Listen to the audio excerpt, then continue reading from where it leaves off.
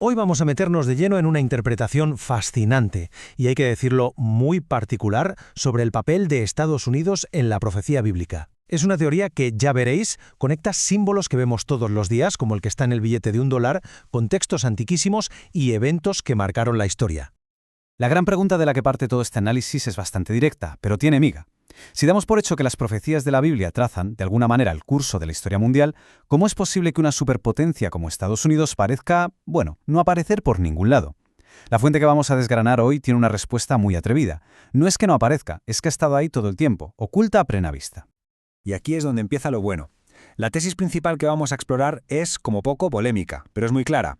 La fuente sostiene que Estados Unidos, y también Gran Bretaña, no son simplemente naciones modernas, no. Son, según esta visión, los herederos directos de una promesa bíblica muy concreta. Una promesa que habría moldeado su destino y les habría dado su enorme poder en el mundo. El punto de partida de toda esta construcción teórica es este. Una promesa que se le hizo al patriarca Abraham y que está recogida en el Génesis. Y la frase clave, la que es el motor de todo el argumento, es esa predicción de que sus descendientes poseerán las puertas de sus enemigos. Esta frase se ha interpretado de mil maneras, claro, pero la fuente que analizamos hoy le da un significado muy literal y sobre todo muy moderno. Y claro, esto nos lleva a la pregunta del millón, ¿no? ¿Qué son exactamente estas puertas hoy en día? ¿Hablamos de fortalezas de verdad o son una metáfora del poder? Bueno, pues el autor de nuestra fuente propone que no es ni una cosa ni la otra. Es algo mucho más tangible, mucho más estratégico en el mundo en que vivimos. Entender esto, según el texto, es la clave para poder identificar a los herederos de esa promesa a día de hoy. Vale, vamos a meternos de lleno en esta idea, porque es la piedra angular de todo. La primera gran pieza de este rompecabezas proféticos es una reinterpretación muy audaz. Nos pide que nos olvidemos de las puertas como las entradas de una ciudad antigua amurallada y que empecemos a buscarlas en el mapa del comercio mundial. Aquí se ve perfectamente esa transición. A la izquierda, el significado de toda la vida, una puerta de una ciudad, un punto de control, de defensa, pero a la derecha está la interpretación moderna, los grandes canales marítimos, los estrechos, esos puntos geográficos que hoy actúan como las verdaderas puertas del comercio global. Quien controla esos puntos, según este argumento, controla el flujo de la economía de todo el planeta. Y aquí las tenemos, esas puertas modernas. Puntos clave que todos conocemos. El Estrecho de Gibraltar, el Canal de Panamá, el de Suez. La fuente lo que dice es que no es ninguna casualidad histórica que Gran Bretaña y Estados Unidos hayan controlado o sigan controlando estos lugares tan vitales. Se presenta como la prueba, la evidencia física del cumplimiento de esa profecía del Génesis, porque al final quien tiene la llave de estos canales controla las arterias del comercio, el acceso a recursos y hasta el movimiento de las flotas militares. O sea que el argumento principal al que se llega es este. El control de estas puertas no es fruto de la geopolítica, ni del poderío naval sin más. Según esta interpretación, es la manifestación de un destino profético.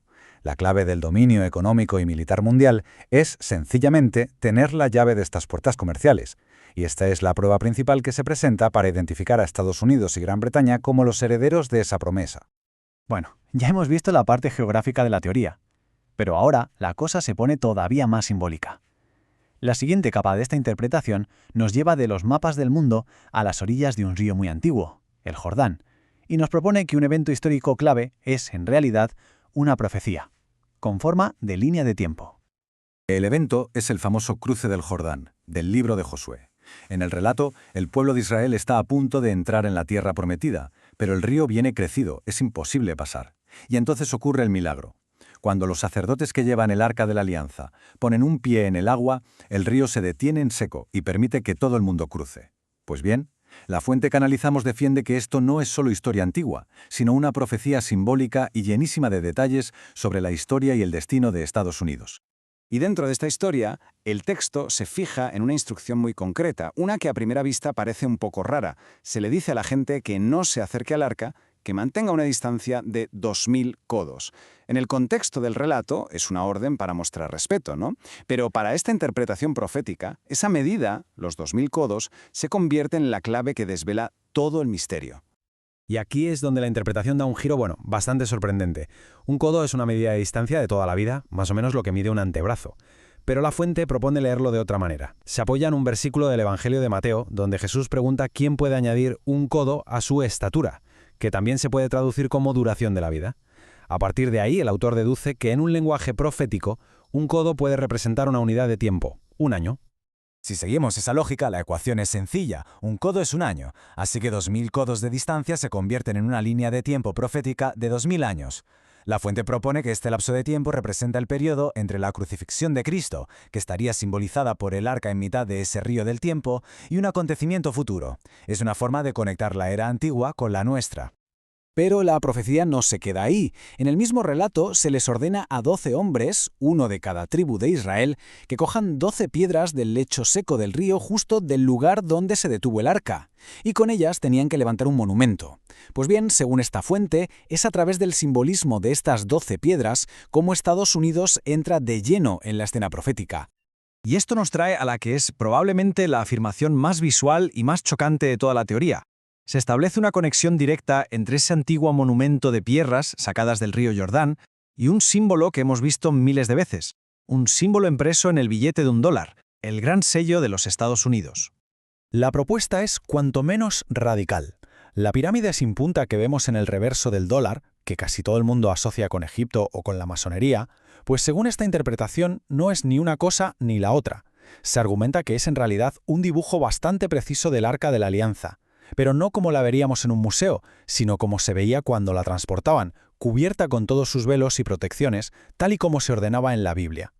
Pero a ver, ¿cómo es posible que un cofre rectangular acabe pareciendo una pirámide? Pues la fuente nos guía por un proceso de 4 pasos basándose en las instrucciones para transportar el arca del libro de los números. Vamos a ver cómo se supone que se construye esa imagen capa por capa. El primer paso tiene que ver con el velo del templo, que era una cortina enorme y muy pesada. Según el relato, este velo se ponía por encima del arca, y al hacerlo llenaba el hueco que había entre las alas extendidas de los querubines de oro que la coronaban. Al doblarse y asentarse, este tejido tan grueso crearía la forma piramidal básica, la silueta. La segunda capa es una cubierta exterior, hecha de pieles de animales, probablemente de tejón o de camello. Esta cubierta no solo protegía el arca, sino que visualmente le daría un color terroso y una textura rugosa, muy parecida a la de la piedra. Y lo más importante, al atar esta cubierta con cuerdas para llevarla, los pliegues que se formarían de manera natural crearían la apariencia de filas o escalones muy parecido a una pirámide escalonada. Y aquí llega el toque final, la pieza más ingeniosa del argumento. La última instrucción era poner un paño de color azul puro justo encima de todo. Este paño crearía una separación visual muy clara. Desde lejos no se vería la punta de la pirámide, sino una base de color piedra y encima como flotando ese paño azul. Esto, según la fuente, es el origen del famoso ojo que todo lo ve que flota sobre la pirámide del gran sello. Vale, ya tenemos la interpretación del símbolo visual. Pero la teoría no se queda ahí, sino que intenta atar los últimos cabos sueltos. Se mete de lleno en la numerología y en la lingüística para argumentar que no solo la imagen, sino también los números y las palabras del gran sello apuntan a ese destino profético de Estados Unidos. La atención se centra ahora en los números romanos que están en la base de la pirámide, MDCTLXVV, que es, claro, 1776, el año de la Declaración de Independencia. Pero la fuente sostiene que esto no es solo una fecha. Propone que si leemos estos números no por su valor numérico, sino por el sonido de sus letras en latín, se descubre un mensaje oculto, en hebreo. Este es el proceso de decodificación que se propone. Primero, los números romanos. Segundo, pronunciar sus nombres en latín, lo que da una serie de sonidos. El tercer paso es el gran salto interpretativo. Se afirma que estos sonidos latinos se corresponden fonéticamente con una serie de palabras en hebreo. Y finalmente, el cuarto paso, se traducen esas palabras hebreas para revelar una frase poética. Madre sabe como Dios es mi cobertura, mi trono o mi refugio. Un mensaje secreto según la fuente escondido en la fecha de fundación del país. Pero la teoría todavía va un paso más allá. Ya ha conectado el símbolo nacional y la fecha de fundación con la profecía. Pero queda una pregunta en el aire.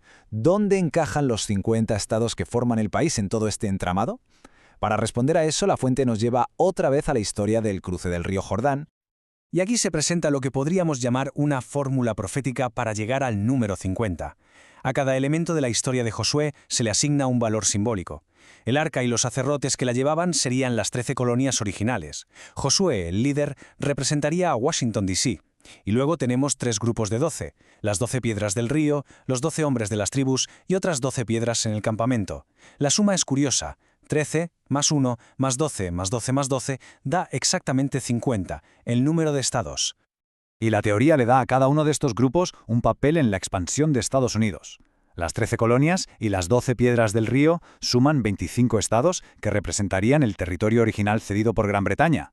Las 12 piedras del campamento simbolizarían los 12 estados que surgieron de la compra de Luisiana a Francia, y los 12 hombres más Josué, como DC, sumarían los 13 estados restantes que se formaron después.